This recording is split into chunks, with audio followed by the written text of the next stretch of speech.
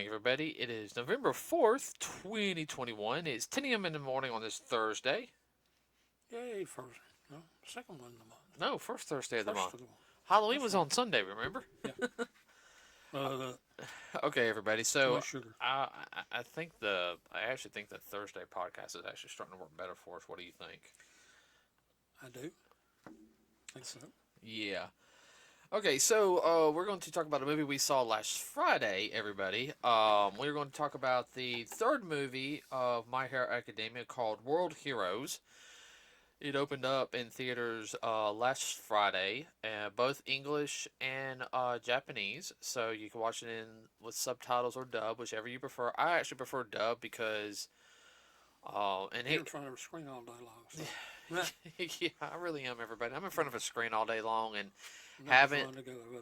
Yeah, and I'm still learning Japanese, and I'm starting to pick up some of the lingo, but Dad doesn't, and I don't uh-uh. yet. No, well, you're picking up on some things every now and then. Yeah. Uh, but I mean, it was kind of hard. I don't know. I know our brains were hurting after seeing Demon Slayer. Remember, because we were having to Process. read the words, process, go back and forth. Oh God, it was such a good movie, but man, I was Fried. no. So I was like, oh, we got it in dub, good. Thank you, Jesus. Yeah, no, tell me about it. Okay, so first off, everybody, there will be spoilers for the film. I'll try to keep it down as low as possible, but I'm not gonna lie to you. It's a little hard on for this one compared to most things. Now, first off, if you guys don't realize, this movie is set on during season 5 of My Hero Academia. You don't put a time frame where it falls. Yeah, I was gonna think it happens. Um, Now, if you guys don't know about this season, hold on, let me think. Second season, third season. Yeah, this is fifth season. My bad. I had to think for a second. Uh, the one thing about this season, everybody, is a little bit of the time frame's a little bit different because the first episode happens. You see some destruction of a city. You see Shigaraki laughing. Well, it doesn't go to that point until like later on in the season, where it talks about what happened to the villains at this point. Because They kind of jump time. yeah, because at the beginning of the season, we kind of go in like a month or 2 months like after that incident happened. But after we do a whole heroes thing, they go back to that incident. They kind of go backwards until what happened to the villains. Yeah. Why they're like this, because the villains are setting something up all through season 5, which just explains what they're setting up. But what this takes place happens. Um, you kind of get a hint of it, and there's a filler episode, everybody, in My Hero Academia. And I know some of you hate fillers. Personally, I like them a little bit. A lot Sometimes, of times they're good setups. oh yeah, and this one had a basic good setup for the movie. It was a small setup, but it was a good setup. You also got the chance for some heroes who don't get a lot of time to shine. They got to do a little bit more with them, such as Nejire-chan from the Big Three. She got a little more time to shine. Her working with Uraraka and Froppy. You had the what's his name? The guy who's the seal quirk. You know what I'm talking about? Yeah, I don't remember his name. Froppy did her internship with him. Yeah.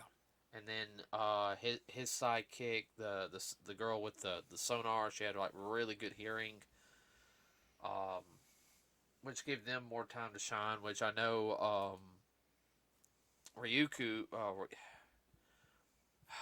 the Dragoon hero, I know she's real popular among a lot of people because everyone wants more info on her because one, she does have an interesting quirk, and actually has a good head on her shoulders compared to some of the other. She's level-headed, Yeah. practical. Oh yeah. Unlike her other female hero, the number 3 or 4 hero, she's very much likes to fight. interesting character. I hope we get to see more of her, but still. Um, and at the end of the episode, everybody, it actually shows the villains for the new movie. Which I will admit, that is a dark opening. Yes. I mean, that was. Holy crapazoid. Now, I hate saying this.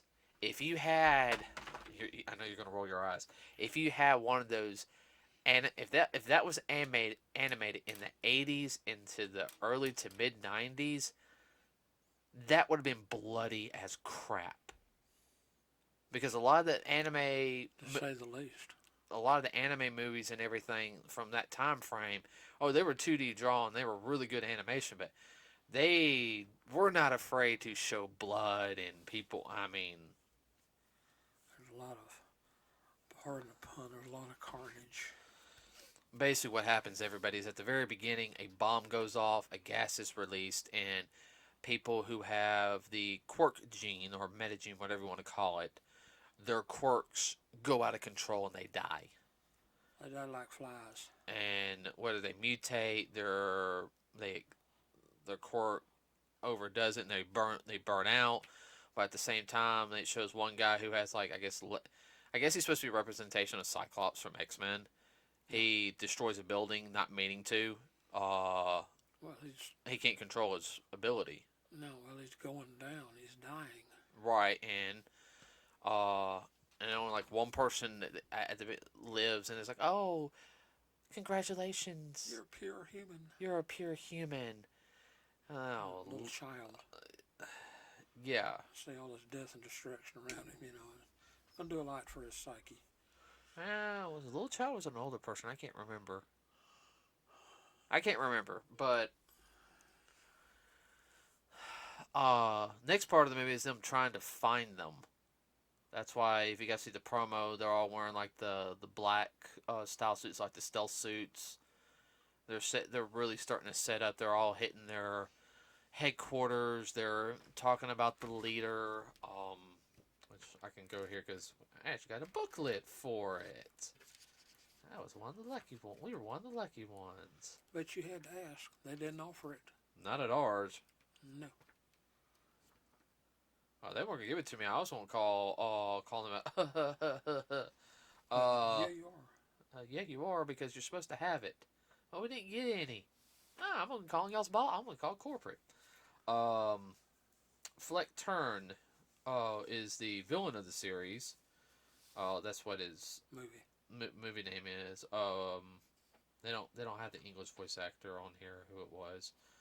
But he was leading it. He has a quirk, but his whole mentality through the whole thing is, people with special abilities, it's a disease and everything, or it causes strife and heartache. We have to purify the world, and only. Yeah, look at me. Look at what I've gone through. Wah. Yeah.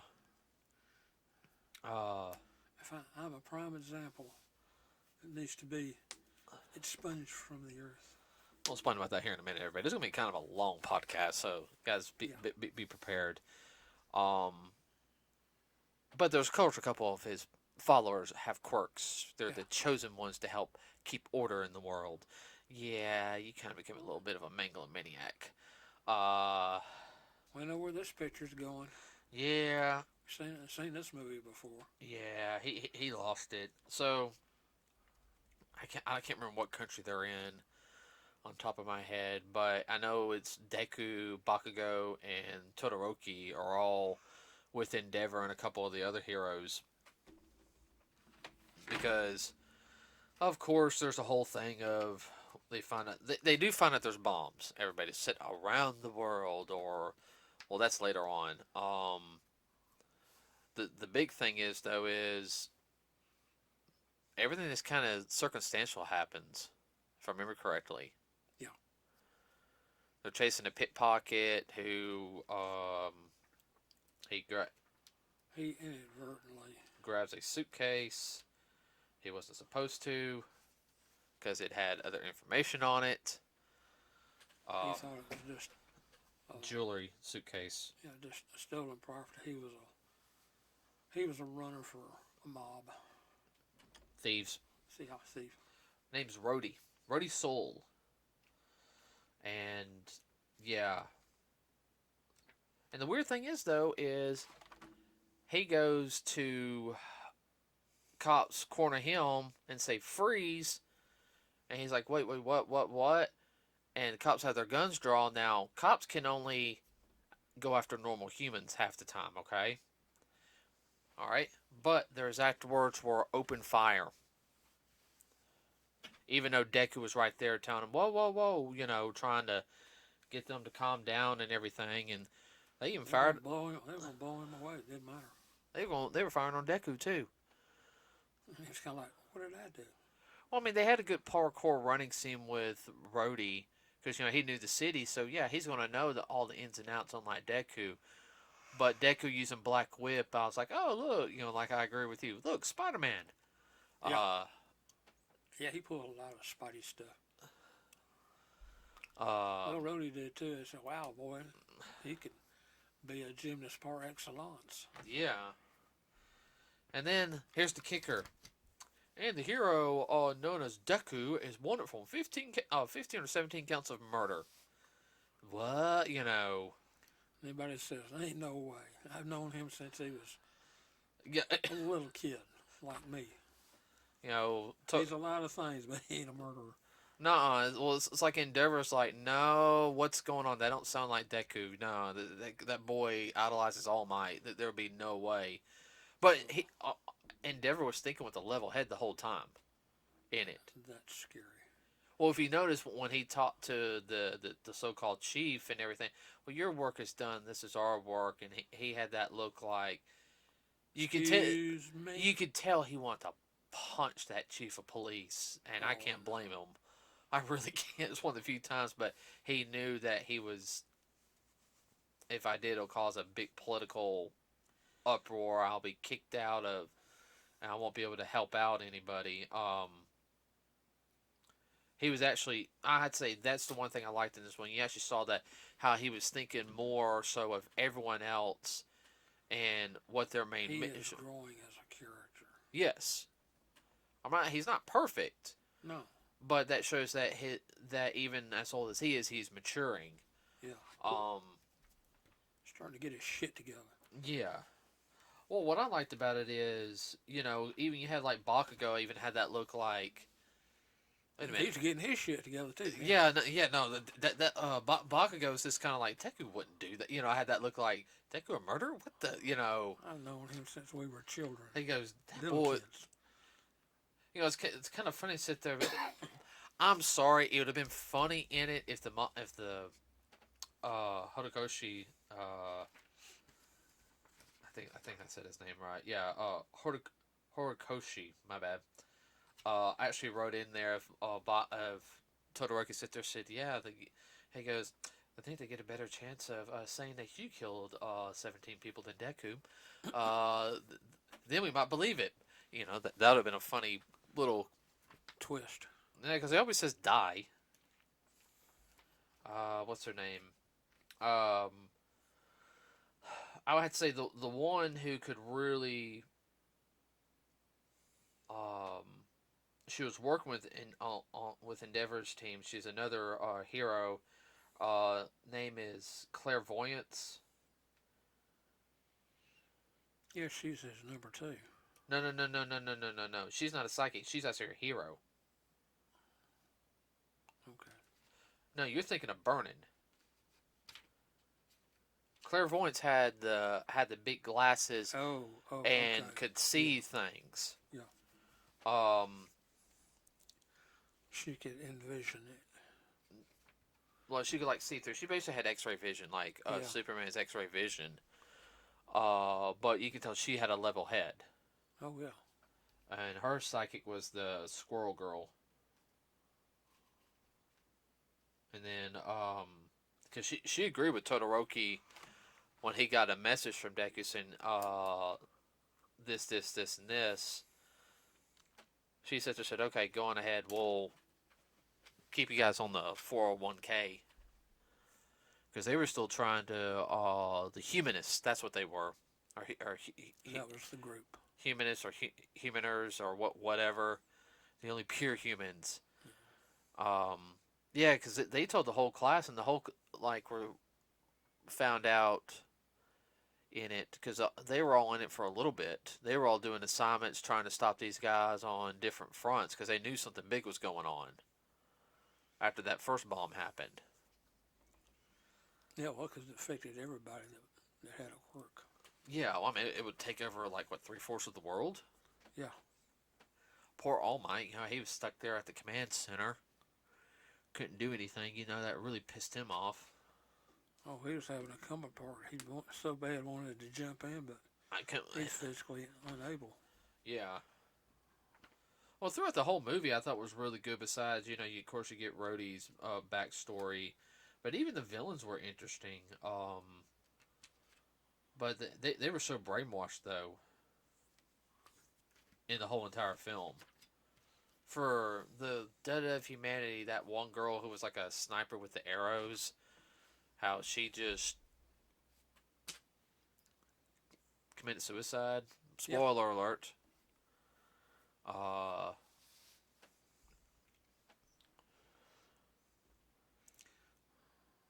to remember the term it's used for people like that. Darn. I'll remember in a minute. Well, one thing I found interesting was that how they did fit Rhodey into it. The whole story it was about his dad, and how his dad went and worked for the humorists. So to me, it was very much of a whole like they're trying the people who your dad went and worked for are now trying to kill you because you grabbed a book or you grabbed something with their information on it. He didn't know. No, he didn't know. Wrong place at the wrong time. Yeah. Type of deal. They opened up the suitcase and just a bunch of paper in it.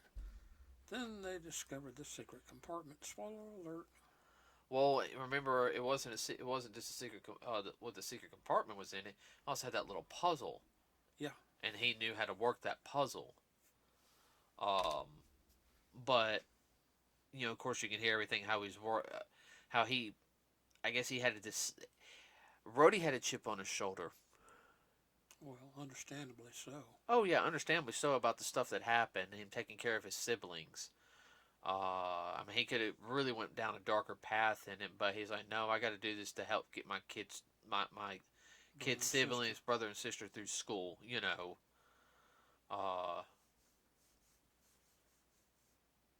And he wasn't stupid either because he wanted to learn how to fly.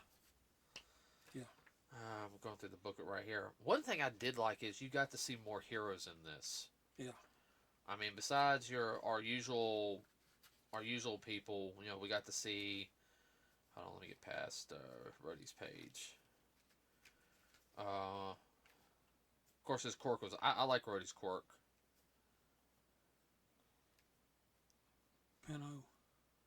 Pino. Yeah. A small board-like creature manifested by Rhodey's quirk. She articulates Rhodey's thoughts and feelings and changes her expressions accordingly. Even that would show is she had a connection with Rhodey. She also kind of thought her own too, and she would do things. You'll give me another spoiler alert. What? About Pino. Pino was a part of them. Yeah, I understand that. I just gave out the whole quirk ability. I understand that. Okay, what? The connection. That's what I just sit there and said. Black Clover. Oh, I wasn't even thinking about that right now. Oh, okay. And of course, you had the hero Clairvoyance and her psychic, which she rode, who was a flying squirrel. Well, I mean, that's not a, No, that was interesting. Then you had a hero from Singapore that was in it called Big Red Dot. It was like it looked like a lion type of thing. I'll tell you the one interesting one that I liked was I want to know a little bit more was Salmon, the pro hero who protects Egypt. Oh, Yeah, he was like a two-dimensional. Yeah, his quirk is called Papyrus. That was very. I know he was just created for the movie, but I mean that was interesting. Um, Especially when he moved like an old 8-bit game cartridge. yeah. You had one who was he trains Yao. This guy he trained Yao Roju and Tokuja. Majestic. He was kind of like the magician one. That was interesting with him. I think that's the only other ones they showed. And of course, you know, they had hawks in it, and some of oh, you had that big whale one. I can't remember his name on top of my head. Uh, you know who I'm talking about. Yeah. And of course, you had Burnin, Endeavor's main sidekick or assistant to Endeavor.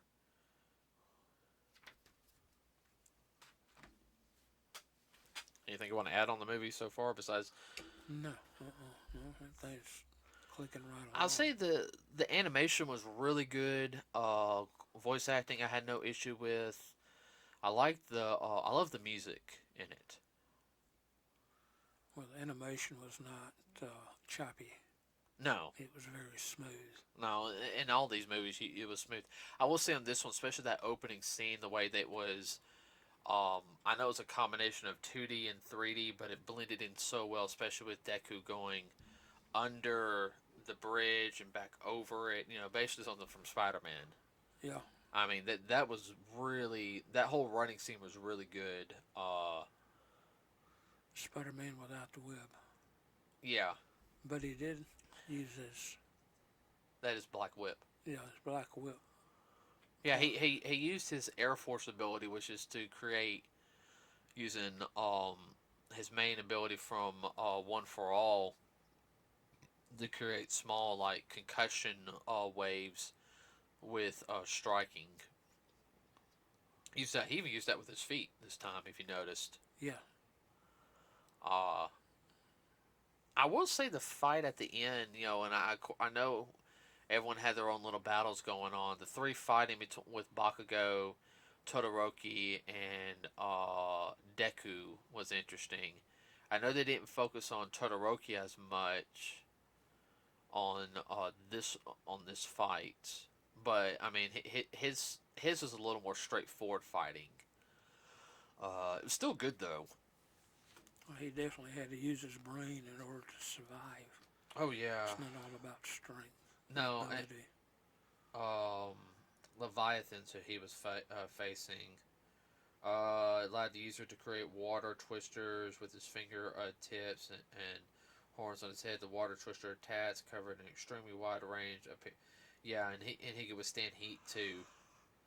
Of course, the one Bakugo fought the Serpenters. You know, he basically can think of snakes with blades, like chain blades.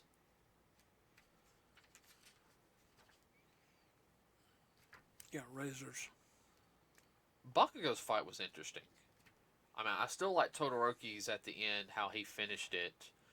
Bakugo, you could really tell he was. Thinking ahead. Well, I mean, and like I said, spoiler alert, everybody.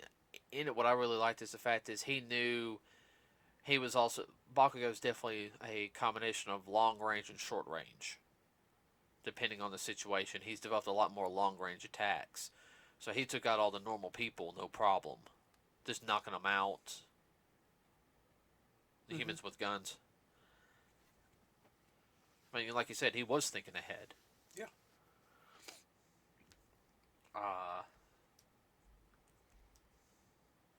I'm surprised he didn't kill him.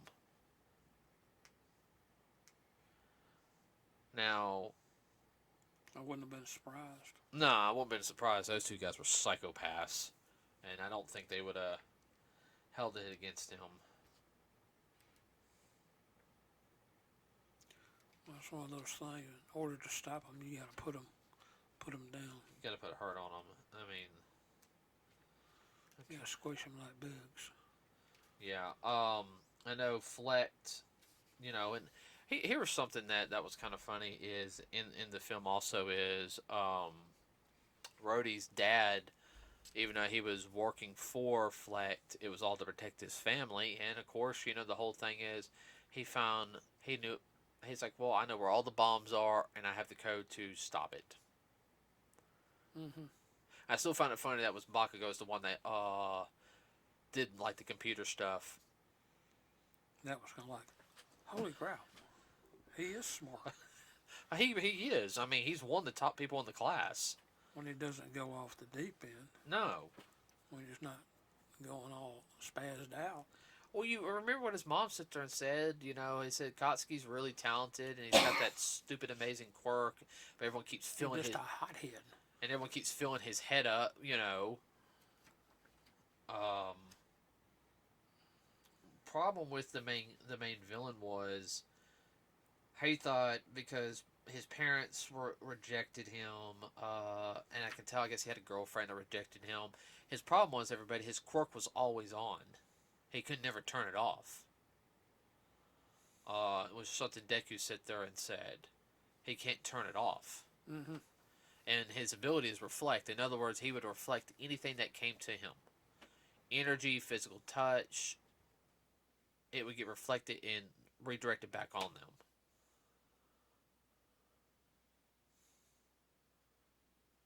Anything you want to add, please? I mean, Yeah, he had a very lonely life. You could tell that it affected him mentally.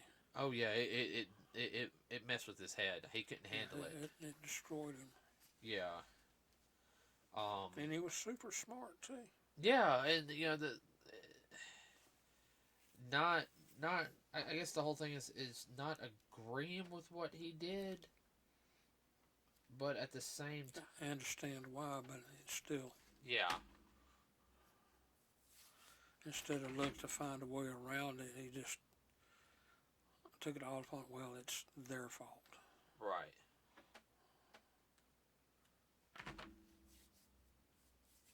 Um. Well, I mean,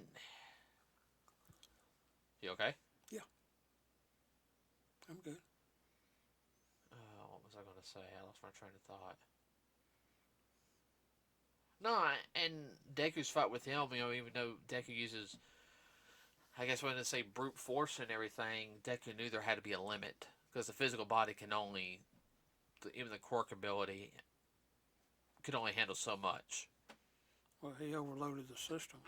Yeah, he overloaded him, and everyone, of course, you guys know that the movie ended on a good note because this is before, the next big arc, season 6, which is like the next big major thing, which we already kind of figured that out. But I'll say this though,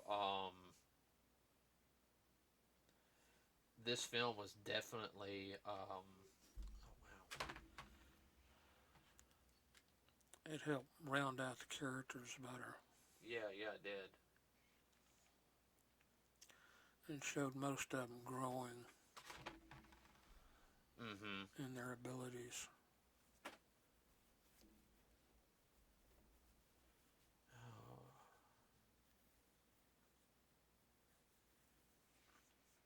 And kind of what the heroes have to go through with bureaucracy and everything else, just like anybody else.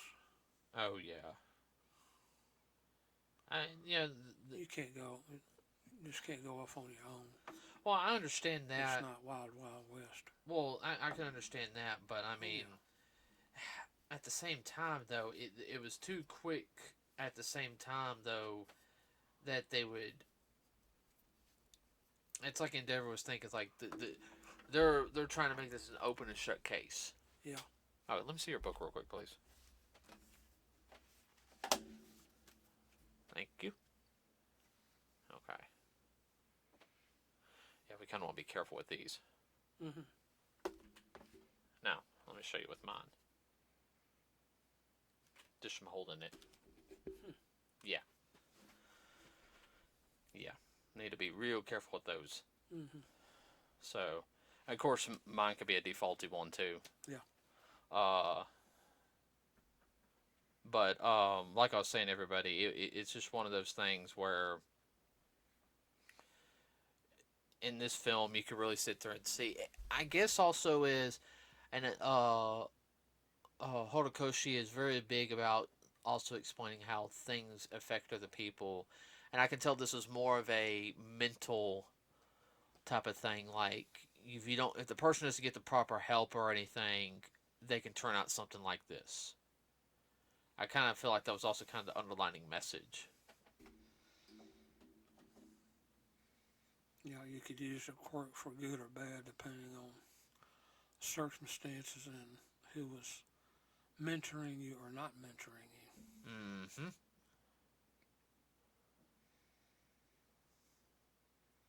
Like you grow up and told all the time that you're scum and you don't amount to nothing. Yeah, with him, he getting pretty much love or attention enough, and I guess after his girlfriend left or something, because that's what I kind of figured out was a girlfriend or lover or something. Significant of it. Yeah, he just lost his quirk. If I didn't have my quirk, I wouldn't have this problem. I didn't get rid of all quirks. So. I cure the world. Uh-huh. There's a lot of that has gone on in history. Oh yeah. Oh yeah. Now, real quick before we end up, something Dad was talking about earlier. Rhodey, him having his little bird there, he meant that there was a connection to another anime. Yes. There's another anime we watch, everybody, called Black Clover, and there is a little bird that falls on the main character Asta, named Nero. We're not going to explain the whole thing about Nero, all right? Because that's something for another podcast. But Horikoshi and Tabata are actually friends. They actually know each other. Well, as soon as I saw that little bird, I thought, "Oh my word, that's right out of Black Clover." Yeah, so Nero has a little more of an attitude. Yeah, true. Which I really can't blame Nero for having the attitude either. So, yeah. I tell you, I thought to myself, said, "Yeah, they got to be buds." Yeah, because that was an Easter egg that he borrowed from him, and said, "Well, you know." I'll put the song here see if he picks it up. Yeah. So let's see how many people pick it up. So everyone, did any of y'all go see My Hero Academia World Heroes movie? Did any of y'all enjoy it? I know there's some people saying it was a boring movie, blah blah blah blah blah. There's always those kids. Oh gosh, there's always people who just can't enjoy anything. Okay.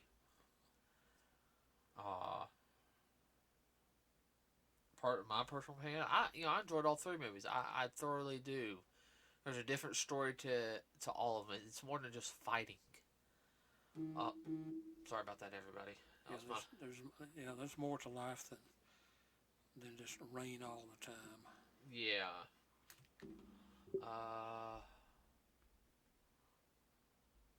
So, with that said, everybody, what did you like about it?